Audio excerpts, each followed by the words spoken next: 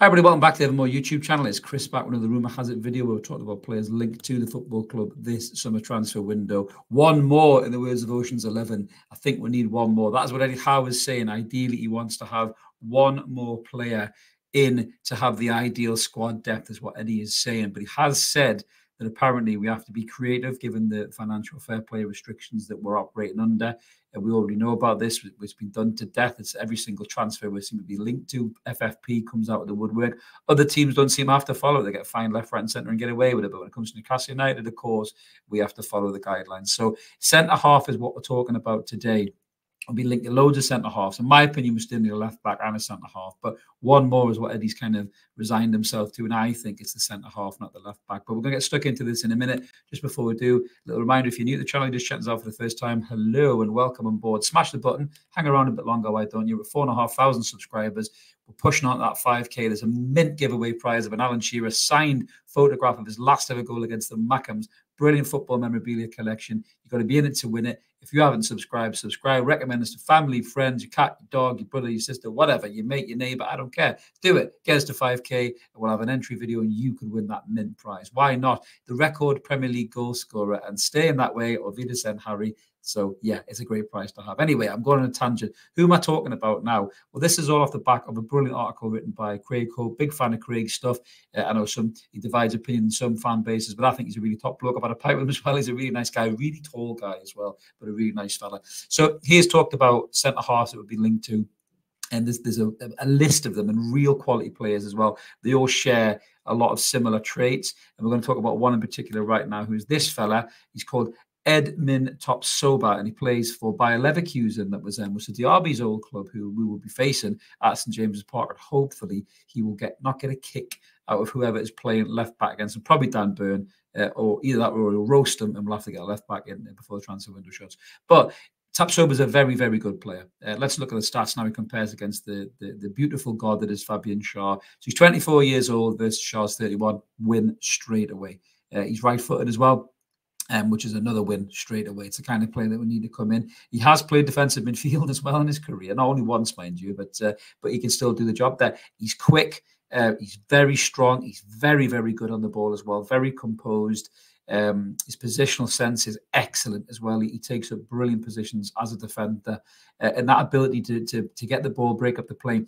He seems to be able to slip a through ball through the eye of a needle to the attackers, especially attackers with pace. So you can imagine him with Anthony Gordon, with Miggy Almiron, with Harvey Barnes, with Alexander Isak. If he was getting the ball and he was spotting those gaps and just slipping those passes through, he could also not just provide defensive cover for us, but also offensive quality as well. But looking at his stats there, 47 games last season shows a good fitness record there as well, which is key for any player that you want to sign. 2 goals and 1 assist, so he's comparable with Fabi in that way. 1.68 tackles a game, so he's ahead of Fabi there. 1.12 interceptions, 1.22 blocks, 3.60 clearances, 1.85 aerials once. He's not as good in the air as Fabian Schär, but I think he's a bit better on the deck, possibly, or he's comparable on the deck. He's a bit quicker than Fabian Schär, I think. But Fabian Schär's got a real quick brain, which makes him class next to Sven Botman as well. True tackles, Mark's favourite stat, 50%. Passes, 70 passes a game, so he's well ahead of Fabian Schär there in terms of getting on the ball, and an 86% passing completion, with 5.78 of those being progressive passes. It goes back to what I said there. That ability to thread that through ball to an attacker with pace is a brilliant asset to have in any player. Very low fouls count as well, and recoveries 8.12. So looking at the old traffic light stats, as we like to do, you can see that no reds. Well, hey, what a winner. So tackles and tackles won there. He's kind of just over the middle of the road. Tackles in the the midfield third, in the defensive third, he's kind of thereabouts. Dribble has tackled, he's up in 78th percentile because he has got a lot of speed and a good focus and concentration levels. Doesn't fall for a trick too easy. So that's a real good trait to have as a defender. But look at his passing ability there. His passes are up in 91st percentile, long passes up in the 80s, progressive passes 95 percentile, passes in the final third 90. So he really is a modern day centre half that can also add to your attacking threat as well. And he's decent in the box as well when a set piece comes in. He's very good in the air, which is something that a lot of our defenders struggle with a little bit. Dan Burn's like 9'6" and Head's 4'2". Love Dan Burn to death, but not very good in the attacking third, really. Switches, he's not as good at. I think he likes to get the ball down and play with it and kind of find those through passes, so he doesn't switch it out wide a lot, but that's something that other players can do for him there. Yeah, and recoveries is obviously very strong as well. The only problem really, I think, for all of these players, all in and around the kind of 30, 40 million quid mark. And we've already said about they have to be creative to get these players over the line. Now, we've all watched the Amazon documentary and we've seen how creative they were with Anthony Gordon. They didn't pay over the odds for him. But when it comes to, the fact that you're probably desperate for this player, and I love Eddie to bits as well, but maybe saying that in the press possibly hasn't helped the negotiation tactics as well. Maybe people have put another 5 million on the cost, but maybe we can get a long-term loan deal or something, maybe, give them a player or whatever it's going to be. But Howard doesn't want to lose any other players, but he wants one more in. So it's a real balancing act here for the owners to get this right.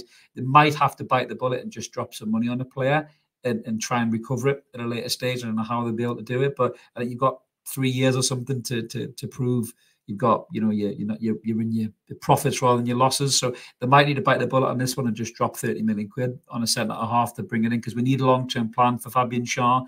The injury already was a worry in pre-season. He's come back, but if he pulls up again, the standard drops so far down, we really are in big trouble. But let us know in the comments below whether you'll be happy with Tapsoba, if you think he's a good player. If you think there's anybody else, we're probably going to do a few more videos after this, and we might give your guy a little bit of time and stats and chats.